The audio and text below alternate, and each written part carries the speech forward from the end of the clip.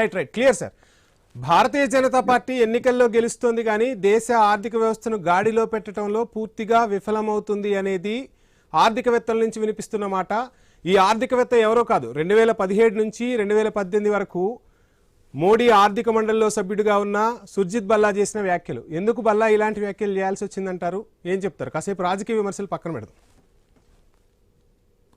వంశీ గారు, మీకు తోటి ప్యానలిస్టులకి వీక్షకులు శుభ సాయంత్రం అండి. దేశ ఆర్థిక పరిస్థితి 2014 ముందు ఏ రకంగా ఉంది, ఇప్పుడు ఎలా ఉంది? మన్మోహన్ సింగ్ గారి ప్రభుత్వంలో, కాంగ్రెస్ పార్టీ ప్రభుత్వంలో one of the weakest top 5 బలహీనమైనటువంటి ఆర్థిక వ్యవస్థల 5లో భారతదేశం ఒకటిగా ఉంది. అలాగే అప్పుడు ప్రపంచ ఆర్థిక శక్తుల్లో, ప్రపంచ దేశాల్లో భారతదేశ స్థానం 12వ స్థానం. ఈ రోజు భారతదేశ స్థానం ఏంటంటే ఆర్థిక వ్యవస్థలో 4వ అతిపెద్ద ఆర్థిక శక్తి కదా. అలాగే జనాభాతో కూడా కంపేర్ చేయాల్సి ఉంటుంది కదా, అట్లా కూడా చూడాలిగా. చేయండి, అది కూడా చేయండి. అది జనాభా పెరిగింది అయినా సరే 4వ స్థానంలోకి వచ్చాం కదా, జనాభా తగ్గలేదు కదా. అట్లా చూసినప్పుడు తలసరి ఆదాయం ఇవన్నీ పరిగణలోనికి తీసుకుంటే అది లెక్కల్లో కనిపిస్తోంది తప్ప ప్రజల జీవన ప్రమాణాల్లో మెరుగుదల లేదనేది చాలా మంది ఆర్థికవేత్తల నుంచి వినిపిస్తున్న మాట. రవికిరణ్ గారు, అవన్నీ ఉట్టి మాటలండి. పర్ క్యాపిటల్ ఇన్కమ్ పెరుగుతుంది, అన్ని పెరుగుతుంది. సో ఏ రకంగా ఆర్థిక వ్యవస్థ పుంజుకుంది? ఈ రోజు ప్రపంచంలో 4వ అతిపెద్ద ఆర్థిక శక్తిగా భారతదేశం ఉంది. గతంలో ఆ పరిస్థితి లేదు కదా. అలాగే ఇప్పుడు 2025-26లో ప్రపంచ దేశాలన్నింటిలో పోలిస్తే 7.7 జీడిపి గ్రోత్ ఉంది మనకి. లాస్ట్ క్వార్టర్ లోనే 7.8% వచ్చింది. మరి ప్రపంచ దేశాలు ఏ ఒక్క దేశం మనకి దరిదాపులు లేదు. China 4.9%, America 2.5%. సో ఆర్థిక వ్యవస్థ వెళ్ళి ప్రపంచంలో నెలకొన్న అనేకమైన అనిశ్చిత పరిస్థితి దృష్ట్యా యుక్రెయిన్ రష్యా జరుగుతుంది గత 4 సంవత్సరాలుగా, అలాగే గల్ఫ్ యుద్ధం జరుగుతుంది. ఇన్ని పరిస్థితుల్లో కూడా భారతదేశం పరిపుష్టంగా ఉందని మనం చెప్పడం కాదు. మన 2 రోజుల క్రితం వ్లాదిమిర్ పుటిన్ గారు రష్యాలో పెట్టినటువంటి ప్రెస్ కాన్ఫరెన్స్ లో ఆయనే చెప్పారు, భారతదేశం అన్ని దేశాలకు మించి ఏ రకంగా గ్రోత్ సాధిస్తుంది, అదేదో ఒకసారి అయింది కాదు, గత 10 ఏళ్లుగా వాళ్ళు శ్రమిస్తున్నారు, ఆ రకంగా గ్రోత్ సాధించగలుగుతారని చెప్పి ఆయన కితాబ్ ఇవ్వడం కూడా జరిగింది. ప్రపంచ దేశాలు చూస్తున్నారు ఏ రకంగా. అందుకని ప్రపంచ దేశాలు భారతదేశం వైపు వచ్చి మనతో ఫ్రీ ట్రేడ్ అగ్రిమెంట్లు ఎన్ని చేసుకుంటే, వ్యాపార వాణిజ్యం చేసుకుంటే, పెట్టుబడులు ఎందుకు దేశం నుంచి ఉపసంహరించుకుంటున్నాయి? అనేక పరిస్థితులు ఉంటాయండి. ఎఫ్డిఐ ఇన్వెస్ట్మెంట్స్ అంతర్జాతీయంగా ఉన్న పరిస్థితుల దృష్ట్యా, అనిశ్చిత పరిస్థితి దృష్ట్యా మనొక దేశం కాదు చాలా దేశాల్లో, జపాన్ లాంటి దేశాల్లో కూడా ఈ పరిస్థితి ఉంది. అయినప్పటికీ ఇప్పుడు 2014 ముందు మన ఎఫ్డిఐ నిర్వహణ ఎంత అండి? $300 బిలియన్, $350 బిలియన్. ఇప్పుడు ఎంత ఉందండి? $690 బిలియన్ ఉంది. పెరిగిందా లేదా? సో అనేక పరిస్థితి దృష్ట్యా కూడా మనం ఆ రకమైన గ్రోత్ రేట్ సాధిస్తున్నాం. ఆ రకంగా అలాగే పేదరికం కూడా ఇంత గ్రోత్ రేట్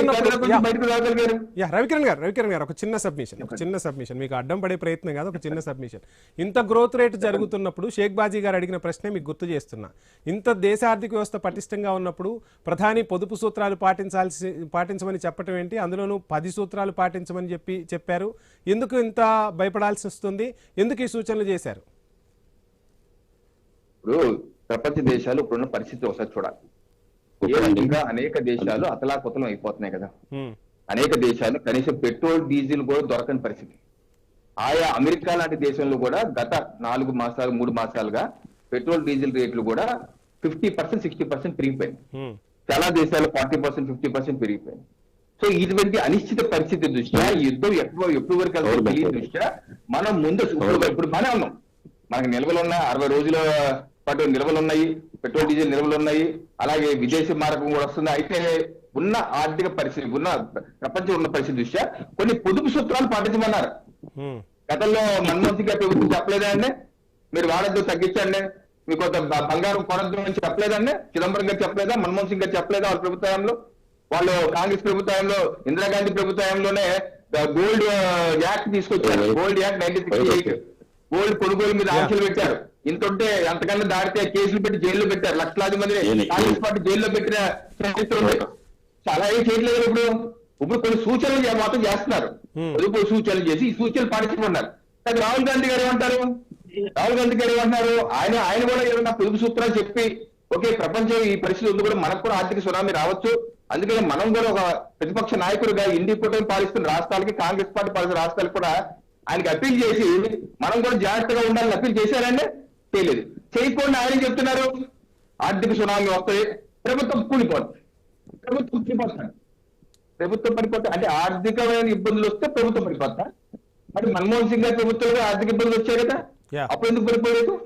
పివి నరసింహారావు గారి ప్రభుత్వ టైంలో ఖజానా ఖాళీ, గల్లాపెట్టి ఖాళీ, విమానాల్లో బంగారం పెట్టి వేరే దేశాలు పెట్టి డబ్బులు తెచ్చుకునే పరిస్థితి. మరి అప్పుడు పడిపోలేదే ప్రభుత్వం? అప్పుడు పడిపోవాలి కదా, అప్పుడు మీరు రాజీనామా చేసి వెళ్ళిపోవాలి కదా, పారిపోవాలి కదా. అంటే ఆర్థిక ఇబ్బందులు వస్తే ప్రభుత్వాలు పడిపోతాయా? ఎలా పడిపోతాయండి? పోనీ బలం లేదా? మా ఎన్డీఏ కూడా బలం లేదా? మాకు 293 మెంబర్స్ ఉన్నారు.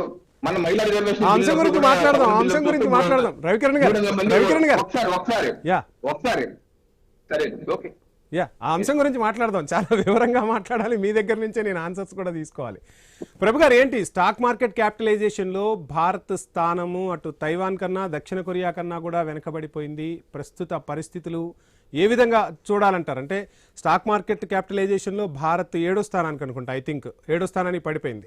సో ఏంటి ఈ స్థానానికి పడిపోవడానికి కారణం ఏంటి? ఇవన్నీ ఆర్థిక మాంద్యానికి సంకేతాలేనా? అటు రాహుల్ చెప్తున్నట్టుగా ఇటు ప్రధాని చెప్తున్నట్టుగా ఏమైనా మనం ఆర్థికంగా ఇబ్బందులు ఎదుర్కొనే పరిస్థితులు కనిపిస్తున్నాయంటారా? ఏం చెప్తారు సార్? మనకి 3 అలారం ఇచ్చారు. అంటే ఇది డేంజర్ బెల్స్, మనం డేంజర్ జోన్ లోకి వెళ్ళామని లేదు, అలారం ఇచ్చారు. ఎవరు? Chief economic adviser Arvind Subramanian గారు 2014 నుంచి 2018 దాకా అలారం ఇచ్చారు. సుజిత్ బల్లావర్ IMF లో పనిచేశారు. తర్వాత సంజయ్ బాలు గారు, ఆయన ఈ 3 కూడా. అంటే అరవింద్ సుబ్రహ్మణ్యం గారు మన్మోహన్ సింగ్ హయాంలో పనిచేసి కూడా మోదీని చాలా సందర్భాల్లో ప్రశంసించారు సార్. చాలా ఆర్టికల్స్ లో కూడా నేను చూశాను. అవును, మోడీ ఈజ్ స్ట్రాంగ్ లీడర్ అని కూడా చెప్పారు ఆయన. అవును, కానీ ఇప్పుడు స్వరం మారినట్టు కనిపించట్లే వాళ్ళది. ఇప్పుడు అలారం చేశారు. డేంజర్ లో ఉన్నాము, మనం లైన్ దాటిపోయాము, ఇబ్బంది పడతామని. ఇక్కడి నుంచి కూడా మనం జాగ్రత్తగా చేయకపోతే ఇబ్బంది పడతాము అనే ఉద్దేశంతో అలారం చేశారు. It's fine. ఏదైనా అడ్వైజర్స్ అనేది అట్లా ఉన్నప్పుడు అలారం చేసినప్పుడు గవర్నమెంట్ స్టెప్స్ చేస్తుంది ఆటోమేటిక్ గా. అది గవర్నమెంట్ ఇంప్లిమెంట్ చేస్తుంది. అది మెయిన్. అంటే ఇక్కడ ఇన్వెస్టర్ యాంగిల్ లో చూస్తే ఇండియాలో ట్యాక్స్ ఎక్కువ అండి. 30% స్లాబ్ లో ఉన్నాళ్ళు 42% అవుతుంది. అంటే మనం ₹1,00,00,000 సంపాదిస్తే 42 లక్షలు కట్టాల్సి వస్తుంది. అది ఎంత పెయిన్. మనం జిఎస్టీ అంటున్నాం, సెస్ అంటున్నాం, ఇంకోటి అంటున్నాం, నానా రకాల ట్యాక్స్ తీసుకుంటున్నాం. ఏ కంట్రీలో కూడా ఇంత ట్యాక్స్ లేదు. అంటే గవర్నమెంట్ కి, రన్నింగ్ గవర్నమెంట్ అంటే నేను పార్టీ తరపున ఏం చెప్పట్లేదు, కానీ ఇప్పుడు రాహుల్ గాంధీ గారు ఉన్నారు, మోడీ ఏమన్నా కామెంట్ చేయాల్సినప్పుడు ఇంటర్నేషనల్ గా వెళ్ళి ఇంటర్నేషనల్ లో ఎందుకు తిట్టాలి? లోకల్లో ఉండి క్వశ్చన్ చేయాలి కదా. బయటకు వచ్చి మన గౌరవాన్ని మనమే ఎందుకు పాడు చేసుకోవాలి? అది నా క్వశ్చన్ ఒకటి. ప్లస్ మనకి రన్నింగ్ గవర్నమెంట్ కి ఇన్వెస్టర్ యాంగిల్ లో సపోర్ట్ చేయండి. ఎందుకంటే ఇప్పుడు మేడం గారు చెప్పారు long term capital gains, short term capital gains feedback ఇవ్వండి అని. నిన్న పాలసీలో ఏం చేశారు? బాండ్స్ మీద వచ్చే డిస్కౌంట్ ఇచ్చారు, ట్యాక్స్ లేకుండా చేశారు, 0% చేశారు. కానీ FIIs కానీ FTAs కానీ వాళ్ళు యాక్సెప్ట్ చేసింది. వాళ్ళు అనుకున్నది ఏంటి? యాక్సెప్ట్ చేసింది మనకి ట్యాక్స్ లేకుండా long term capital gains, short term capital gains ఎక్కువ ఉన్నాయి. 10% 12% చేసాం, 15% 20% చేసాం. STTని 1% ఉన్నది 8% చేసాం. అంటే ఇప్పుడు బయట నుంచి వచ్చే డబ్బులు FPI అమౌంట్ కానీ వీళ్ళు ఏం చేస్తారు? బాండ్స్ లో ఇన్వెస్ట్మెంట్ చేసి 8 to 9% వచ్చినప్పుడు అవి ప్లెడ్జ్ పెట్టుకొని ఫ్యూచర్ ఆప్షన్స్ లో వాళ్ళు చేస్తారు. అప్పుడు కదా మనకి ట్యాక్స్ అన్ని గవర్నమెంట్ కి వచ్చేది. ఇప్పుడు అలాంటప్పుడు వాటి మీద ట్యాక్స్ ఇంకా పెంచితే మార్జిన్స్ కానీ ఫార్వర్డ్ మార్జిన్స్ 5% పెంచాం April 1 నుంచి, అంత ముందు లేదు అంత ట్యాక్స్. అంటే ప్రభు గారు ఒక ఇంపార్టెంట్ క్వశ్చన్, చాలా మంది సామాన్యుల్లో ఆందోళన కలుగుతుంది కాబట్టి ఐన్యూస్ వేదికగా మీలాంటి ప్రముఖుల ద్వారా వాళ్ళందరికీ క్లారిటీ ఇచ్చే ప్రయత్నం కోసం ఈ క్వశ్చన్ అడుగుతున్నాను నేను. 15 లక్షల కోట్లు రాజేష్ ఎక్స్పర్ట్స్ ఏదైతే ఉందో వాళ్ళు కరెక్ట్గా లేరు అని చెప్పి సెబీ నిబంధనలు చెప్పిన తర్వాత కూడా LIC ఎందుకు పెట్టుబడులు పెట్టింది? ఇప్పుడు LIC పరిస్థితి ఏంటి? ఏం జరగబోతుంది? ఒక రకంగా LIC అంటే ఒక సామాన్య మధ్యతరగతి వ్యక్తికి భరోసా, తనకి ఏమైనా తన కుటుంబానికి తర్వాత రక్షణ అని చెప్పి నమ్ముతూ ఉంటారు. సో అటువంటి పరిస్థితుల్లో ఈరోజు చాలామంది కూడా భయపడిపోతూ ఉన్నారు. ఏదో జరిగిపోయింది, LIC పెట్టుబడులు పెట్టింది, పెద్ద నష్టం వాటిల్లుతుందన్న పరిస్థితులు కనిపిస్తున్నాయి. సో వాళ్లకు భరోసా నింపేలా ఏమైనా చెప్పగలరా మీరు? ఎందుకంటే ప్రతి ఒక్కరితో కూడా LICకి ప్రతి కుటుంబానికి అటాచ్మెంట్ ఉంది కాబట్టి కోసం నేను మిమ్మల్ని అడుగుతున్నా. అది మన డబ్బులండి. ఎల్ఐసి డబ్బులు అంటే సామాన్యుడి డబ్బులు అవి. యా కాకపోతే ఇక్కడ ఏమవుతుందంటే ఇన్వెస్ట్మెంట్ 15,000 కోట్లు అది మొత్తం. ఎస్ అంటే హర్షద్ మెహతా స్కామ్ కంటే ఇది పెద్దది. ఎస్ ఇది కూడా రాజేష్ మెహతా. అంటే ఈ మెహతాలు ఎక్కువ ఇబ్బంది పెడుతున్నారు ఆ మార్కెట్ ని. ఇప్పుడు సెబీ ఏం చేస్తుందండి, 15,00,000 కోట్ల దాకా జనాల సొమ్ము పోతుంటే ఇప్పుడు ఎల్ఐసి డబ్బులు దాంట్లో ఉంటే మరి ప్రొవిజన్స్ విపరీతంగా చూపించి ఆ ప్రొవిజన్స్ కంటిన్యూ అవుతుంటే ఇబ్బందే కదా. అందుకనే మేమేం చెప్తాము, డైవర్సిఫై చేయండి.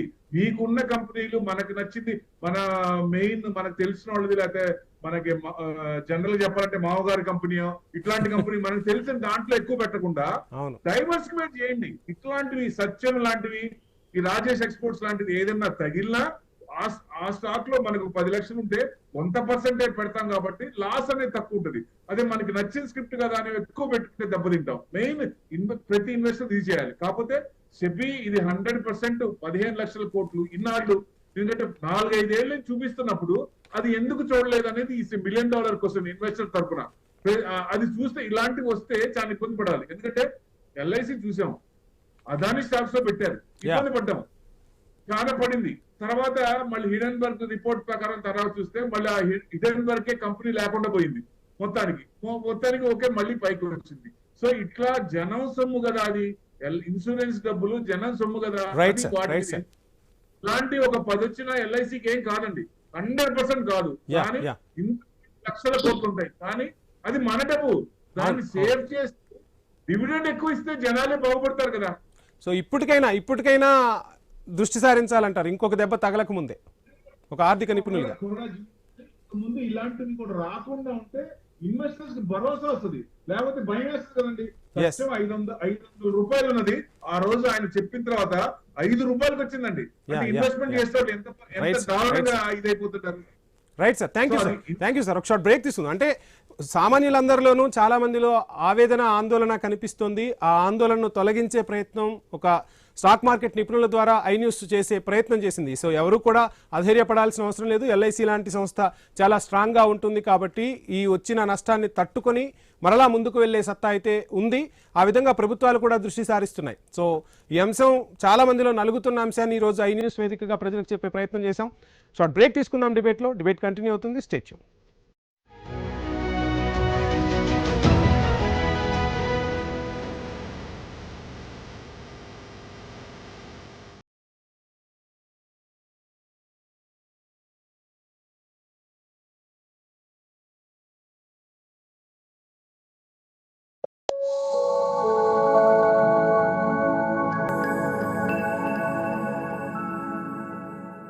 ప్రజాపాలన ప్రగతి ప్రణాళిక విజయవంతంగా కొనసాగుతోంది. 5 దశల్లో 99 రోజుల ప్రత్యేక కార్యక్రమం, శాఖల వారీగా 10 థీమ్లతో ప్రత్యేక కార్యాచరణ. ఇప్పటికే పరిసరాల పరిశుభ్రత విజయవంతం కాగా వైద్య రంగంలో అద్భుతమైన అడుగులు వేయబడ్డాయి. అరైవ్ అలైవ్ తో ప్రాణాలకు రక్షణ. సంక్షేమ వారోత్సవాలు, డ్రగ్స్ నిర్మూలనకు కఠిన చర్యలు, విద్య, వైద్యం, వ్యవసాయం, పర్యావరణం మొదలైన 10 కీలక రంగాలలో సమస్యల పరిష్కారానికి పటిష్టమైన చర్యలు. ప్రగతి పథం, సకల జనహితం, మన ప్రజా ప్రభుత్వం.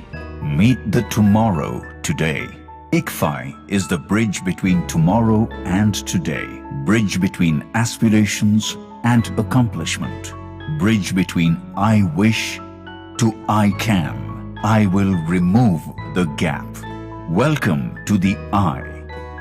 I am ICFI. Belief called I. I can fly above imagination. ICFI.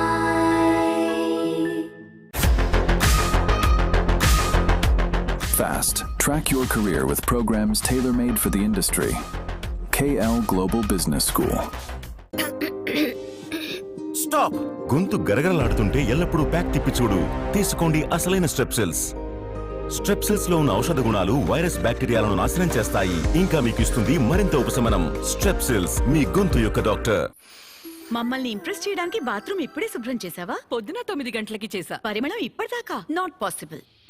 కొత్త thick Lizol fresh and clean bathroom cleaner ఇస్తుంది 10 రెట్లు శుభ్రత, ఇంకా 12 గంటల వరకు నిలిచే పరిమళం. కొత్త Lizol fresh and clean bathroom cleaner. Master minds commerce చదవాలనుకునే 10th ఇంటర్ విద్యార్థుల తొలి ఎంపిక.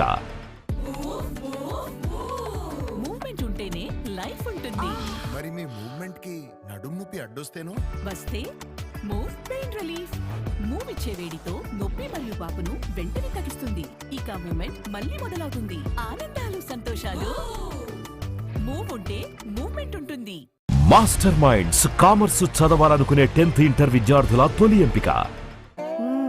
మమ్మీ అని చెయ్యి కడుక్కో, సబ్బే పెట్టు, నో నురుగు ఉందా, నో. ఇషాన్ చేతులు సరిగ్గా కడుక్కోడు, అందుకే వచ్చేసింది డెటాల్ ఫోమింగ్ హ్యాండ్ వాష్. చేతులు కడుక్కునే మోడర్న్ విధానం. దీని ఇన్స్టెంట్ ఫోమ్ చేతుల మూలలకు చేరి మామూలు హ్యాండ్ వాష్ మరియు సబ్బు కన్నా 10 రెట్లు మెరుగైన ప్రొటెక్షన్ ఇస్తుంది. ఇంకా చేతులపై సాఫ్ట్ గా ఉంటుంది. Dettol foaming hand wash. Enriching the learning experience with the leaders and resources of the world. KL Global Business School. Harpic పేరు వినే ఉంటారు, కానీ హార్పిక్ నా టాయిలెట్ కోసం కాదు. ఎందుకు? ఇండియన్ టాయిలెట్ కోసం డిటర్జెంట్ ఫినాయిల్ సరిపోతాయి. కాన్ఫిడెంట్? ఖచ్చితంగా. Try Harpic total clean. Toilet మూలలా 10 రెట్లు మెరుగ్గా శుభ్రం చేస్తుంది. ఎక్కువ పడుతుంది కాదు, ఇంతే. దీని కొత్త థికెస్ట్ ఎవర్ ఫార్ములా చాలా సేపు నిలుస్తుంది. మొండి మరకలను మూల నుండి తొలగిస్తుంది. టాయిలెట్ ను మెరిపిస్తుంది. వావ్. హార్పిక్ టోటల్ క్లీన్ అంటే 100% కాన్ఫిడెన్స్.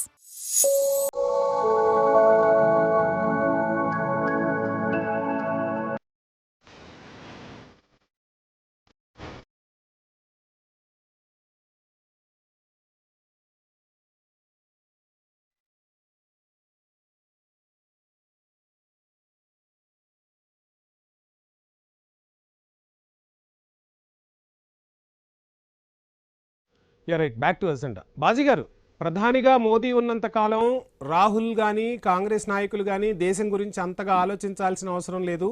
వాళ్ళ రాజకీయ పార్టీ గురించి ఆలోచించుకుంటే చాలు, వాళ్ళ పార్టీని ఏ విధంగా అధికారంలోకి తెచ్చుకోవాలో ఆ ప్రయత్నాలు చేస్తే చాలు. దేశం గురించి చూసుకోవడానికి భారతీయ జనతా పార్టీ ఉంది, మోదీ సేఫ్ హ్యాండ్స్లో దేశం ఉందని చెప్పి భారతీయ జనతా పార్టీ నాయకులు మీపై విమర్శలు గుప్పిస్తున్నారు. ఎలా చూస్తున్నారు ఈ విమర్శని? ఇప్పుడు అహంకారంతో దురహంకారంతో మాట్లాడేవి ఇవాళ వాస్తవ పరిస్థితులు మాట్లాడుకోవాలి. అహంకారంతో అలా మాట్లాడితే ఎవరైనా చేయలేదు. దేశ ప్రజల్ని వీళ్ళు ఎటు తీసుకెళ్తున్నారో వాళ్ళు ఒకసారి విశ్లేషించుకోవాలి. ఇవాళ ఈ దేశంలో 40 నుండి 50%, 45% మంది వ్యవసాయ కుటుంబాలు ఉన్నాయి. వ్యవసాయ రంగం మీద ఆధారపడిన వాళ్ళు ఉన్నారు. దాదాపు ఏంటంటే 10 కోట్ల కుటుంబాలు వ్యవసాయ కుటుంబాలు ఉన్నాయి. దాదాపు 45%. ఇది ఇవాళ వాళ్ళ ఆదాయం చూడండి. ఇవాళ దేశానికి పట్టుకోమ్మా రైతులు, వ్యవసాయ రంగం. ఇవాళ వాళ్ళ రైతుల ఆదాయం మీద పారామీటర్ తీసుకోండి, బెంచ్ మార్క్ రైతుల ఆదాయమే. ఇవాళ ఒక రైతు సగటుకి ఇవాళ ప్రభుత్వం ఒక గణాంకాల ప్రకారం 13,661 రూపాయలు ఒక రైతుకు నెలసరి ఆదాయం. ఇవాళ ఒక రైతు కుటుంబం 13,000 రూపాయలతో ఏం బతుకుతుందని చెప్పండి. ప్రభుత్వం వైఫల్యం ఇక్కడే కనిపిస్తా ఉంది. రైతాంగం, వ్యవసాయ రంగం పట్ల మోడీ ప్రభుత్వం పూర్తిగా నిర్లక్ష్యం చూపుతా ఉంది. ఏదో అరకొరగా మద్దతు ధరలు పెంచితే కాదు. మద్దతు ధరలు కేవలం ఏంటంటే సపోర్టింగ్ ప్రైస్ మాత్రమే. గిట్టుబాటు ధరలు ఇవ్వాలి. గిట్టుబాటు ధరలు ఇచ్చే ప్రయత్నం ఈ ప్రభుత్వం చేయటం లేదు. కాబట్టి ఏంటంటే వాళ్ళ వ్యవసాయ రంగం కుదేలైపోయింది. మరి జీడిపిలో 15 to 18% ఉన్నప్పటికీ కూడా 45% మరి వీళ్ళు ఏదంటే వ్యవసాయ రంగం మీద ఉపాధి మీద ఆధారపడతా ఉన్నారు. కాబట్టి ఏంటంటే ఏం చెప్తున్నానంటే నేను వ్యవసాయ రంగాన్ని కుదేలైపోయింది ఈ దేశంలో.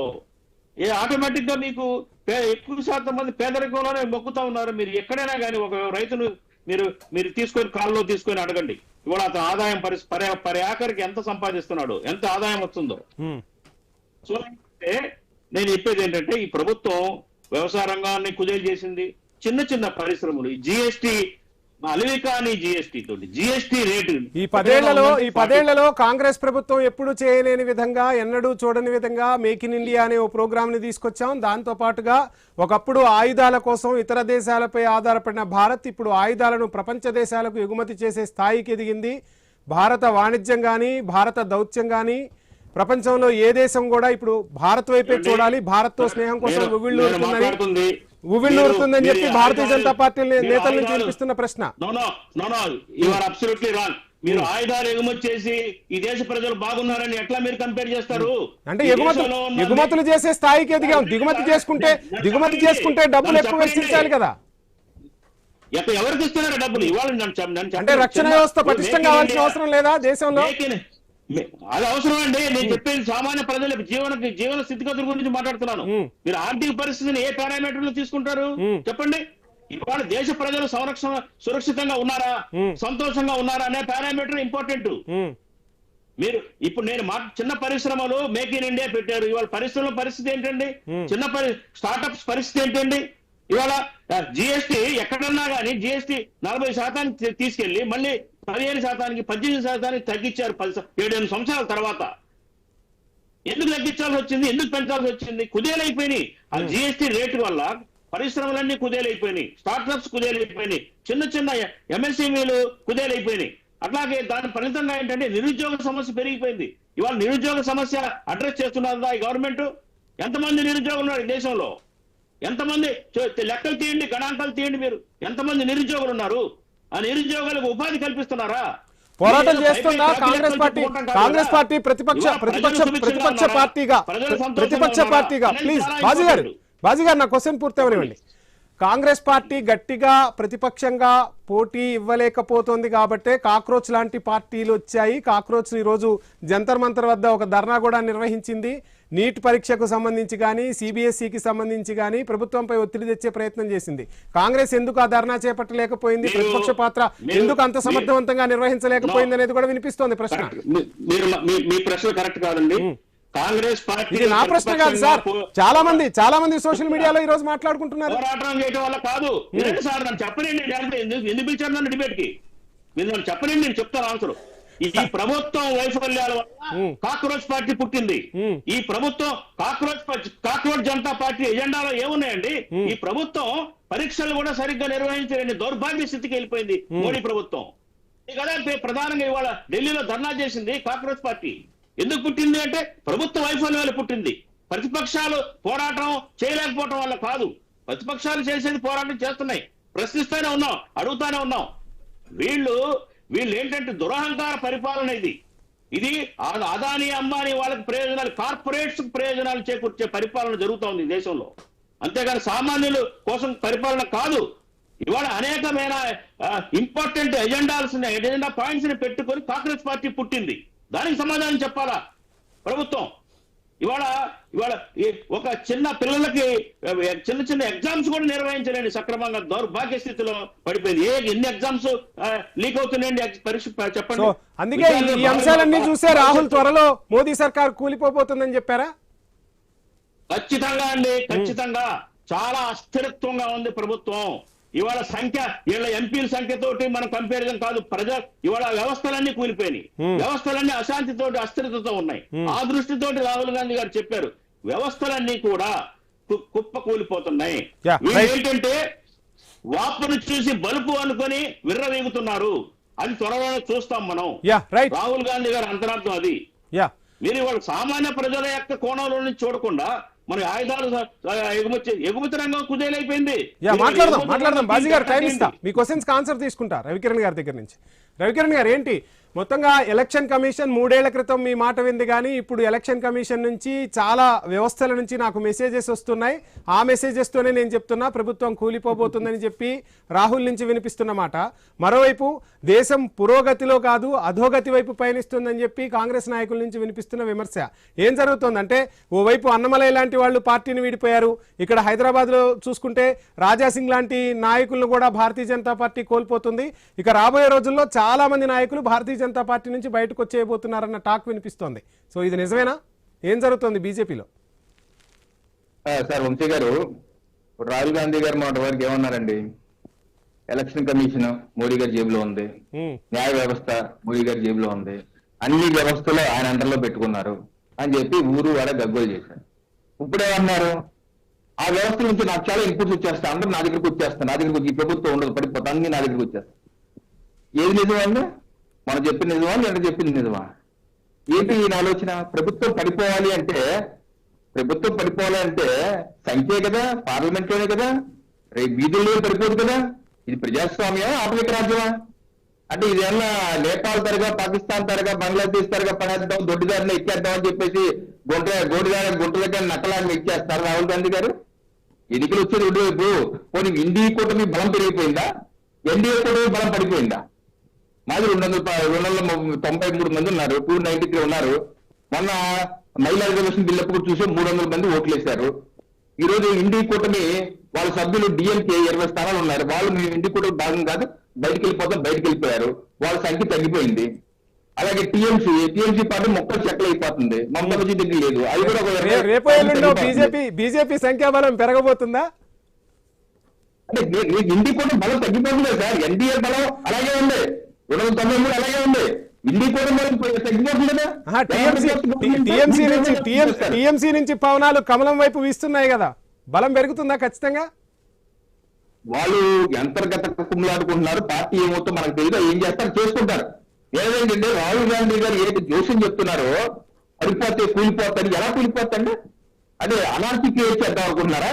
అరాచకవాదం సృష్టిద్దాం అనుకుంటున్నారా? ఎలా ఎన్నికలు రేపు మాకు ఎన్నికలు ఉన్నాయా? 2029 ఎన్నికలు ఉన్నాయి. ఎన్నికల్లో పోటీ చేసి కలవండి. అంతేగాని రవికిరణ్ గారు ఒక్క సబ్మిషన్ తీసుకుందాం. బాజీ గారి నుంచి ఒక్క సబ్మిషన్ తీసుకుందాం. బాజీ గారు ఏంటి? ఆయన చాలా చెప్పారు. ఆగండి, నేను మధ్యలో రాగలను. మీరు మధ్యలో ప్లీజ్ చిన్న సబ్మిషన్ తీసుకుందాం. నేను ఆయన చెప్పిన దాంట్లో నేను చాలా అబ్జెక్ట్ చేయొచ్చు, అర్థపడచ్చు. రైట్, ప్లీజ్ కంటిన్యూ చేయండి రవికిరణ్ గారు. ఏంటంటే ఈ దేశం ప్రజాస్వామిక దేశం, అంతేగాని అరాచకవాద శక్తులతో కుమ్మక్కయ్యి, జార్సోడో టీములతో కుమ్మక్కయ్యి ప్రభుత్వం ఎప్పుడు ఏది జంజీ బ్యాచ్ వచ్చేయాలి. మీరు బంగ్లాదేశ్ లో ప్రభుత్వం పెట్టుకున్నాలే నెక్స్ట్ మోడీయే. Congress party Rahul Gandhi next Modi. ఇక్కడ జంజీ వచ్చేస్తే ఇలా దొడ్డిదాని మీద అధికారులు ఎట్లా అని చెప్పి ప్రజాస్వామికంగా ఎన్నికల్లో పోటీ చేయాలి, గెలవాలని మనకు గెలిచారు కదా కేరళ. అలాగే తమిళనాడులో వచ్చారు అధికారులకు, అలాగే రండి. అంటే దొడ్డిదాని కాదు. ఇంకోటి రైతుల మీద ముసలి మీరు కారుస్తారు కదా. 2014 ముందు రైతుల పరిస్థితి ఏంటి దేశంలో? యూరియా కోసం తుపాకీ కాల్పులు జరిగాయి ఈ దేశంలో. రైతులు యూరియా కోసం ఎరువుల కొట్టులు జరిగి బారులు జరిగి తుపాకీ కాల్పులు జరిగాయి. ఈ 12 ఏళ్ళ జరిగిందండి. ఎందుకంటే కాంగ్రెస్ ప్రభుత్వం తుపాకీ కాల్పులు జరిగి రైతులు మరణించారు. ఆ రోజు ఏమైపోయింది రైతుల గురించి? మీ ముసలి కన్నీరు. ఈరోజు ఆ పరిస్థితి ఉందా? కేవలం నీళ్ళ కోటికి ఇచ్చామంటే, నీళ్ళ కోటికి ఇచ్చా మొత్తం మాఫీ అంతా డౌన్. ఈరోజు ప్రశాంతంగా రైతు పెరుగుతుంది. అలాగే మద్దతు ధర అనేక రెట్లు, 3 రెట్లు, 4 రెట్లు, 5 రెట్లు కూడా పెరిగింది. స్టార్టప్ గురించి ముసలి కాలుస్తున్నారు. 2014 ముందు స్టార్టప్స్ ఎన్ని ఉన్నాయి ఈ దేశంలో? కనీసం 200 కూడా లేవు. ఈ రోజు ఎన్నున్నాయి? 2 లక్షలు ఉన్నాయి. 20 లక్షల మంది పనిచేస్తున్నారు స్టార్టప్స్ లో. 20 లక్షల మంది పనిచేస్తున్నారు. మీ హయాంలో 200 ఈరోజు 2 lakhs ఉన్నారు. ఏం మాట్లాడతారు మీరు? ఇది ఎగుమతులు జరుగుతాయంట, ఏంటో ఈ మేళాలు నాకు అర్థం కాదు. ఎగుమతులు జరిగితాయంట, మనకేం లాభం? ఎగుమతి జరిగితే ఇక్కడ పరిశ్రమలు ఉత్పత్తి జరిగితేనే ఎగుమతి జరిగేది. అంటే కాంగ్రెస్ పార్టీ నుంచి కానీ ఏంటంటే ఎన్సీఏఎఫ్ ఆయుధాలు ఏమి ఇంపోర్ట్ చేసుకోవాలి. అగస్తా కుంభకోణం, బోఫోర్స్ కుంభకోణం, ఈ కుంభకోణం చేసి డబ్బులు వచ్చేయాలి. అంతేగాని ఇతర పరిశ్రమలు రావాలి. ఇక్కడి నుంచి మనం దిగుమతి కాదు ఎగుమతి చేయాలి. ఎగుమతి చేసి గత ఆర్థిక రాజాసింగ్ అన్నమలై గురించి నాకు ఆన్సర్ రాలా రవికిరణ్ గారు. ఓకే, మీరు టైం ఇస్తే చెప్తాను. టైం మధ్యలో ఆపద్దు. ఎందుకంటే అన్నామలై గారు ఒక యంగ్ ఐపీఎస్ ఆఫీసర్ గా 2011లో ఐపీఎస్ జాయిన్ అయ్యారు. 2019లో క్విట్ అయ్యారు సెప్టెంబర్. ఆయన క్విట్ అయినటువంటి సంవత్సరంలోనే భారతీయ జనతా పార్టీ జాయిన్ అయ్యారు. అక్కడ జాయిన్ అయిన సంవత్సరంలోపే తమిళనాడు రాష్ట్ర అధ్యక్షుడిగా బాధ్యతలు ఇచ్చి 4 ఏళ్ల పాటు ఆయన రాష్ట్ర అధ్యక్షుడిగా ఉన్నారు. ఆ 4 ఏళ్లలో అన్నామలై గారికి పార్టీ పూర్తి మద్దతు ఇచ్చి అనేక అంశాల్లో అతనితో ముందుకెళ్లారు. అలాగే అమిత్ షా గారు కానీ మోడీ గారు కానీ ఎప్పుడు ఏ సభలో అన్నామలై గారు లీడర్ యూఆర్ ఫాలో అని చెప్పన్నారు. అలాగే ఆయన కూడా క్రియాశీలంగా పనిచేశారు. అయితే ఆయన కొన్ని అంశాల్లో డిఫర్ అయ్యారు. డిఫర్ అయ్యి ఈ రోజు ఇండివిజువల్ గా ప్రయత్నం చేస్తారు. సరే, అది ఎంతవరకు సమంజసం? రాజకీయాల్లో ఓపిక ఉండాలండి, కొంత ఓపిక అండి. అన్నామలై గారు వెళ్ళిపోవడం సౌత్ ఇండియా ఒక మంచి ఫేస్. ఆ ఫేస్ ఏ రకంగా భారతీయ జనతా పార్టీ ఇన్ని సంవత్సరాలుగా వర్కౌట్ చేసి ఆ ఫేస్ ప్రొజెక్ట్ చేయగలిగారు. ఈ రోజు ఆయన అంటే కొంత నష్టం అయితే అయినా సరే భారతీయ జనతా పార్టీలో గతంలో అనేక రాష్ట్రాల్లో కొంతమంది వెళ్ళారు. యశ్వంత్ సిన్హా గారు వెళ్ళారు, ఆర్కే సింగ్ గారు వెళ్ళారు, కళ్యాణ్ సింగ్ గారు వెళ్ళారు, ఉమాభారతి గారు వెళ్ళారు, యడ్యూరప్ప గారు వెళ్ళారు. వీళ్ళందరూ వెళ్ళి బయటకు వెళ్ళి సొంత పార్టీ పెట్టుకున్నారు. మళ్ళీ 1-2 సంవత్సరాలు మళ్ళీ వెనక్కి తిరిగి వచ్చారు. వాళ్ళు సక్సెస్ కాలేకపోయారు. అన్నామలై గారు కూడా ఈ రోజు ఆయన ప్రయత్నం చేద్దామని చెప్పి మూవ్మెంట్ అంటున్నారు. ఈ మూవ్మెంట్ ఎన్ని చూడాలండి? జయప్రకాష్ నారాయణ గారు లోక్సత్తా మూవ్మెంట్ మనం చూడలేదా? ఆయన కూడా జీవితే మంచి ఐఏఎస్ ఆఫీసరే. ఆయన రాష్ట్రంలో ఉభయ తెలుగు రాష్ట్రాల్లో పనిచేశారు. లోక్సత్తా మంచిదే, ఐడియాలజీ మంచిదే కదా. ఏమైందా? ప్రశాంత్ కిషోర్ జన్ స్వరాజ్ మూవ్మెంట్ అన్నారు. మూవ్మెంట్ అని బీహార్ లో చేశారు, ఆయన పార్టీగా మార్చారు, ఆయన పోటీ చేశారు, డిపాజిట్ రాలేదు. సో నేనైతే అనేకమైన ఉదంతాలు ఉన్నాయి. అన్నామలయ్య గారు తొందరపడ్డారు అని మాత్రం నేను చెప్పగలను. Yeah right. ప్రభు గారు, ఏంటి దేశంలో ప్రభుత్వాలకు సంబంధించి ప్రతిపక్షాల గురించి ప్రతివిమర్శలు వినిపిస్తాయి, కానీ ఎప్పుడూ లేని విధంగా ప్రభుత్వమే కూలిపోబోతుంది, రాజకీయ అస్థిరత రాబోతుంది అంటున్న పరిస్థితి. సో ఎలా చూస్తున్నారు సార్? అన్మ్యూట్ చేయండి. రన్నింగ్ గవర్నమెంట్ మీద అపోనెంట్ పార్టీ ఏదైనా చేయాలనుకున్నప్పుడు లోకల్ ఉండి చేయాలి, కానీ ఇంటర్నేషనల్ గా తీసుకొని మన గవర్నమెంట్ రన్నింగ్ గవర్నమెంట్ ని డిగ్రేడ్ చేస్తే కొంచెం ఇబ్బంది వస్తుంది. ఎందుకంటే పార్టీ పరంగా నేను చెప్పట్లేదు, కానీ రాహుల్ గాంధీ గారు ఏమన్నారు, ఇన్వెస్టర్స్ అందరూ బయటకు వెళ్ళిపోండి, మొత్తం అమ్మేసి వెళ్ళిపోండి, అసలు స్టాక్ మార్కెట్ వద్దన్నారు. అది అసలు ఎట్లా కుదురుద్ది? ఏ రకంగా అంటే ఇన్వెస్టర్ ఏ రకంగా తీసుకోవాలి? సంపాదించిన డబ్బులు మనకి పెట్టుబడి, దాన్ని ఇన్వెస్ట్మెంట్ మీద ప్రాఫిట్ రావాలన్నా, ఇంట్రెస్ట్ వర్కౌట్ అవ్వాలన్నా ఏం చేయాలి? అంటే అందరూ ఎసెట్ ల్యాండ్ కొనాలి. ఎసెట్ క్లాస్ ల్యాండ్ అందరూ కొనగలరా? అందరూ కొంటే ల్యాండ్ ఉందా? 5 లక్షలు 10 లక్షల వాళ్ళు ఏం చేయాలి? మార్కెట్ లో పెట్టాలి. అది కదా మెయిన్ గ్రోత్ కదా, అక్కడ కదా వచ్చేది. అట్లాంటివి అట్లాంటివి ఆయన మాట్లాడుకుని ఉంటే బాగుండేది. సో జనరల్ గా ఏంటంటే ఇప్పుడు మనకి రన్నింగ్ ఏంటి, యుఎస్ కి మనకి టరీఫ్లు సెటిల్ అవ్వాలి. మన మార్కెట్ దాదాపుగా ఇబ్బంది పడుతోంది, ట్యాక్స్లు ఎక్కువ, ఇన్వెస్టర్స్ కి ప్రెజర్ అనేది విపరీతంగా ట్యాక్స్ సంపాదించిన దాంట్లో ఎక్కువ కట్టాలి. అవి తగ్గితే కదా ఎక్కువ వచ్చేది. ఇప్పుడు ఎఫ్పిఐ ఉంది, వాళ్ళు మనకి అమౌంట్ రావాలి, ఎక్స్క్యూజ్ మీ, మనకి ఇండియాకి రావాలి. వాళ్ళు ఏమనుకున్నాం, మన డిఏ సపోర్ట్ తీసుకొని మనకి వాళ్ళు మనకి షాక్ అబ్జర్వర్స్ లాగా ఉంటారు అన్నారు మేడం. కానీ ఇప్పుడు ఏమవుతుంది, దాదాపుగా 1.5 years 2 years నుంచి వాళ్ళు అమ్ముతూనే ఉన్నారు. వాళ్ళకి కావాల్సిందో 2019 లో మన కార్పొరేట్ డిడక్షన్ ట్యాక్స్ 30% ఉండేది 22% చేసాం. అట్లానే వాళ్ళకి ఏం కావాలో వాళ్ళు కూర్చోబెట్టి ఒకసారి చేస్తే వాళ్ళకి వాళ్ళు పెట్టిన రూపాయికి మంచి ఇంట్రెస్ట్ అవుద్ది. మన దగ్గర ఎక్కువ మిడిల్ అండ్ లోవర్ క్లాస్ ఉన్నారు కాబట్టి బ్రాడర్ మార్కెట్ లో ఎక్కువ ఇన్వెస్ట్మెంట్ చేస్తారు.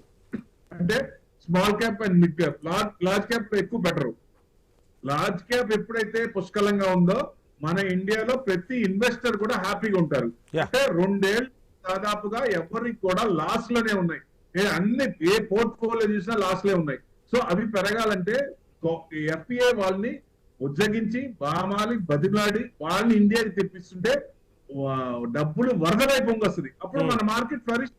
ప్రభుత్వం ఆ పని చేస్తుందా మరి? ఇప్పటికైనా కనిపిస్తున్నాయి ఆ ఛాయలు మీకేమైనా? అంటే ఇప్పటికి మనం ఏం చేసాం, బాండ్స్ మీద ట్యాక్స్ తీసాం. ఇప్పుడు నిన్న డిక్లేర్ చేసిన దాని ప్రకారం ఎఫ్ఐఎస్ కి బాండ్స్ మీద ఇన్వెస్ట్మెంట్ చేసినప్పుడు 7% ట్యాక్స్ అనేది, దాని మీద 20% ట్యాక్స్ అనేది తీసేసాం. మనకి దాని అనుగుణంగా ఇప్పుడు ఈక్విటీ మీద లాంగ్ టర్మ్ క్యాపిటల్స్ గెయిన్ కానీ షార్ట్ టర్మ్ క్యాపిటల్స్ గెయిన్ కానీ దానికి బెనిఫిట్ అడుగుతున్నారు. 12.5% 20% ఉంది. దాన్ని తీసేయమని కానీ తగ్గించమని కానీ ఎస్టీటీ 1% ఉన్నది 8% పెంచాము. మన ఆప్షన్స్ ఒక రకంగానేమో జంట నగరాలు, తెలుగు జంట నగరాలు నష్టపోతున్నారని చెప్తున్నాం. జనాలు నష్టపోతున్నప్పుడు కొత్త ఆప్షన్స్ మనం ఇంప్లిమెంట్ చేస్తాం. ఎన్ఐసి ఒక కంపెనీ అనుకుందాం, కానీ జనాలు డబ్బులు పోతున్నప్పుడు దాని అనుగుణంగా ఇన్వెస్ట్మెంట్ యాంగిల్లో చేస్తే గ్రోత్ ఓరియంటెడ్ ఉందనుకోండి, అంటే ఫ్లడ్స్ లాగా ఎఫ్పిఐ వాళ్ళు క్యాప్ ఎత్తేస్తే ఎక్కువ డబ్బులు వస్తాయి. మన ఎఫ్డిఐ ఇన్వెస్ట్మెంట్స్ కానీ ఎక్కువ వచ్చినప్పుడు డెఫినెట్ గా గ్రోత్ ఉంటుంది. ప్రతి ఇన్వెస్టర్ కూడా హ్యాపీగా ఉంటాడు.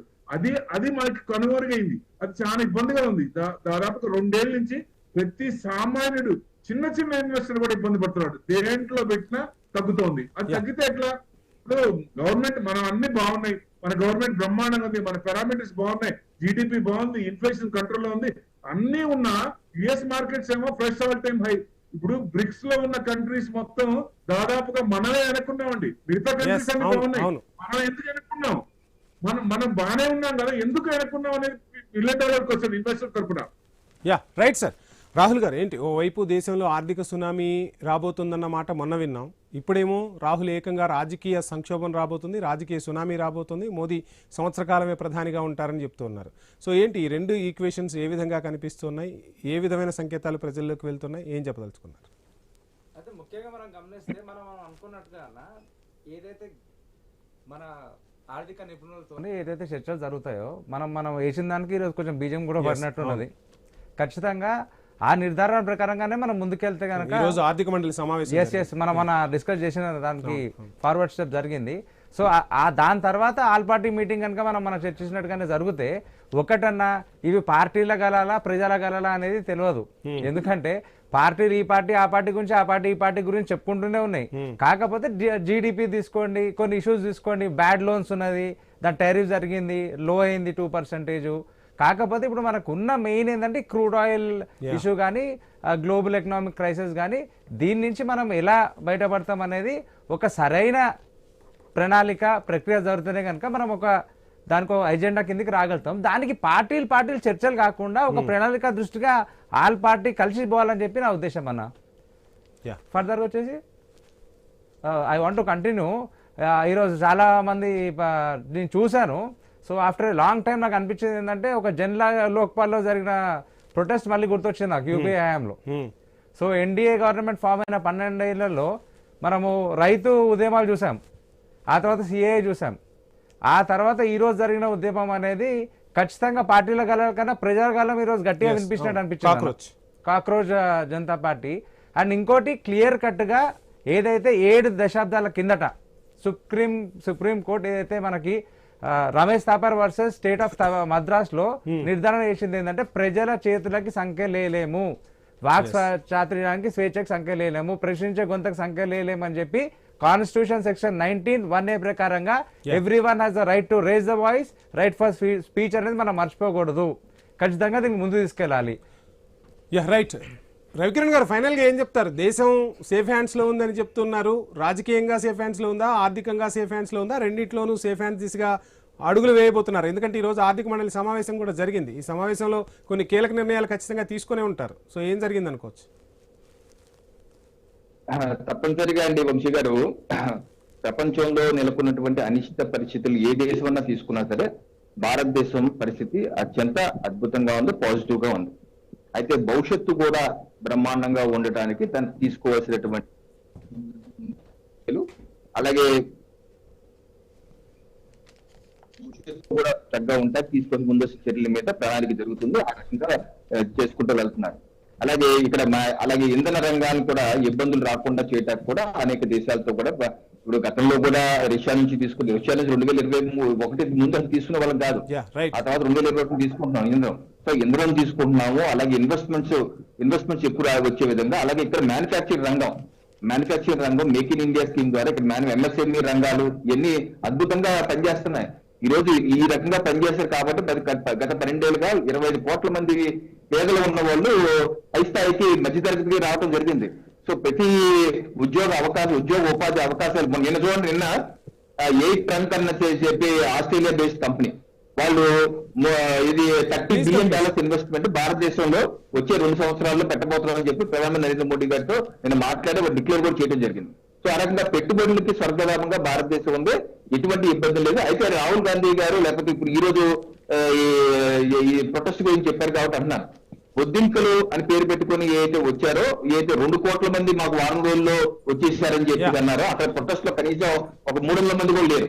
వాళ్ళకన్నా ఎక్కువ పాత్రికేయులు ఉన్నారు, అలాగే ఈ పోలీసులు ఉన్నారు. అక్కడికి వచ్చిన వాళ్ళు ఎవరో 9వ క్లాస్ చదువుతున్న వాళ్ళు వచ్చారు. కొంతమంది ఇంటర్వ్యూ చేస్తే ఎందుకు వచ్చామో వచ్చారని చెప్పి అంటున్నారు. ఇంకొంతమంది అడిగితేనేమో బుక్ చూపించి రాజ్యాంగం బుక్ అన్నారు. ఫేక్ ఏదైతే రైతు ఉద్యమాలు సిఏ చట్టం గురించి ఏం చేశారంటే భారతదేశం సంబంధం లేని విషయాల మీద ధర్నాలు చేసి ఢిల్లీలో గొడవ జరిగి 20 మంది చనిపోవడానికి కారణమయ్యారు.